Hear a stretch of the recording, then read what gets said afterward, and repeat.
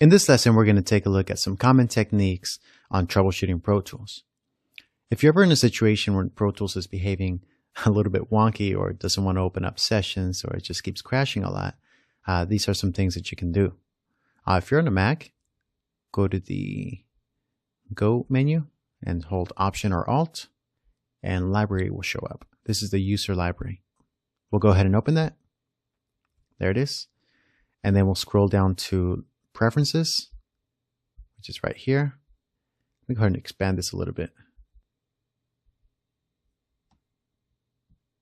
Okay, so here you're going to have a folder called Avid, Pro Tools, and we're going to delete the Pro Tools preferences.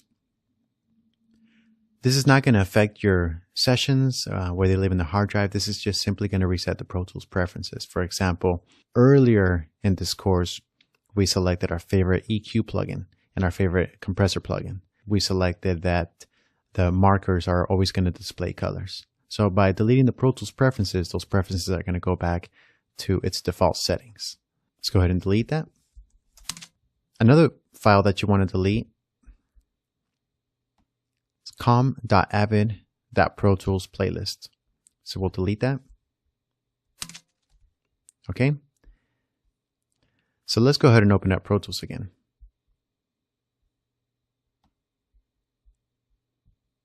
It will scan through all your plugins. So because we deleted its preferences right here under Open Session, you're not going to see the option called Open Recent Sessions because it doesn't know what recent sessions you worked on.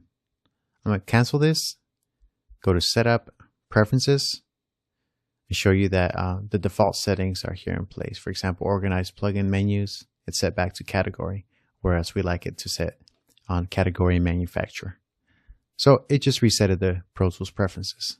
Let me click cancel and quit out of Pro Tools. Another thing that you can do is if Pro Tools is crashing when you load up a plugin, is by deleting the plugins preferences.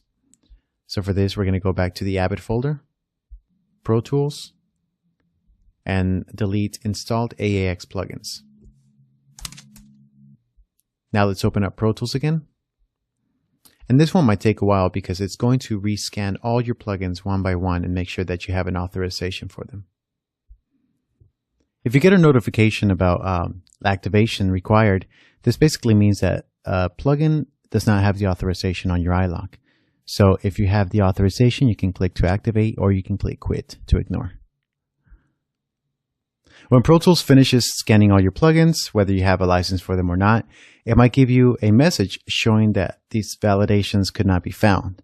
At this point, you have the option to move these plugins to a plugins unused folder, which I'll show you where it is. And it's okay to do this. Otherwise, you're going to get the code activation error every time you launch Pro Tools. So for this, I am going to decide to move these plugins to the unused folder. Click yes, and Pro Tools will continue launching. So by deleting the Pro Tools and plugins preferences, Pro Tools is back to its original state. Let me click cancel for now. So I'm going to go to Macintosh, Library, Application Support, Avid, Audio, Plugins. And here on the Plugins Unused folder is where it took those plugins that didn't have authorizations and put them in this folder.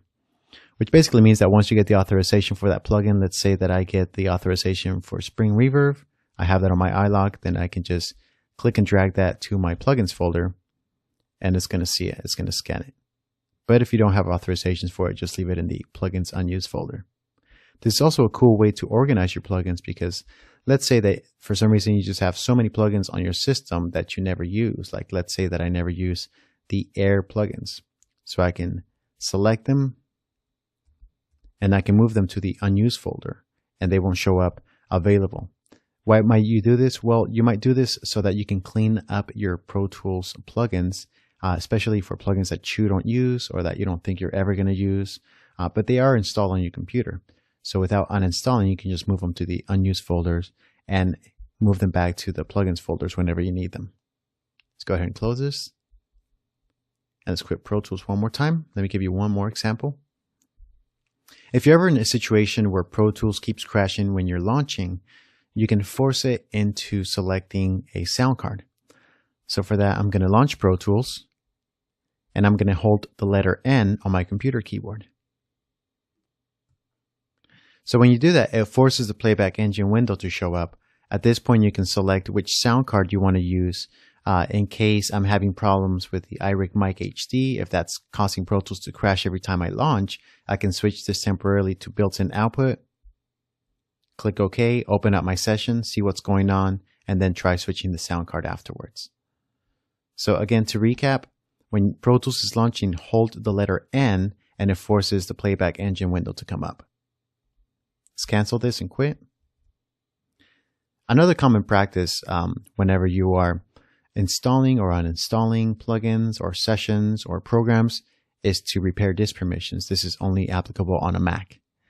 So for that, you want to hit Command-Shift-U, brings up Utilities, and let's open up Disk Utility, which is going to be right here.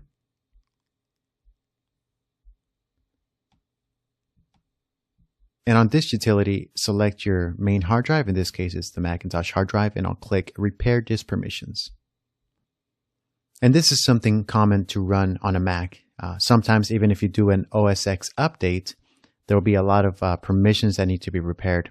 So by doing Repair Disk Permissions, it's repairing the permissions to specific files and folders that are not in the correct place. Once it's finished repairing disk permissions, you can just quit. Now for the last resort, and I'd say last resort, if Pro Tools is just crashing, it's not working, your sessions are not opening up, it's not recognizing your sound card, the best thing to do is to do a clean uninstall. For this, you want to go to avid.force.com and search for the knowledge base article called How to Manually Uninstall Pro Tools 11 or Higher on Mac OS X. And this is going to tell you which files and folders to remove from your system in order for you to reinstall Pro Tools again. So again, I would leave this as a last resort, but it happens occasionally when you do an OS X update or your computer does software updates, Pro Tools doesn't behave properly. So you might need to do a clean uninstall, reinstall it, and start from scratch. The key thing is that your sessions and your projects are saved onto a hard drive, a dedicated folder on your computer or external hard drive, and uninstalling and reinstalling Pro Tools is not going to affect or erase any of your projects. So those are some of the things I recommend for troubleshooting Pro Tools. And finally, I just want to thank you all for going through this tutorial course with me.